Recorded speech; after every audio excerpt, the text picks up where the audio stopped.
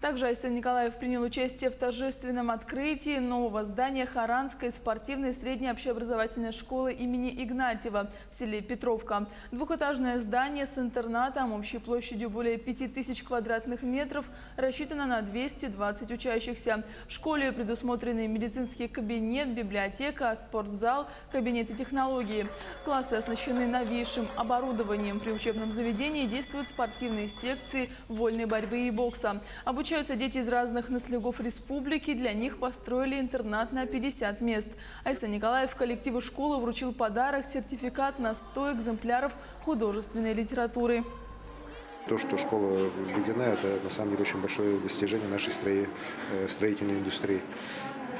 И, конечно же, мы все надеемся, что с появлением такого замечательного объекта здесь, в Хара, где на самом деле идет такая вот в этом микрорайоне комплексная застройка, здесь и детский сад недавно появился за счет федеральных средств, идет дальнейшая работа по обустройству улиц.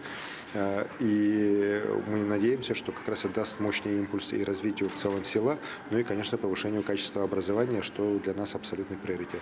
Потому что забота о будущих поколениях, оно всегда было в фокусе внимания руководства республики всех времен, так и мы эту политику будем и дальше продолжать.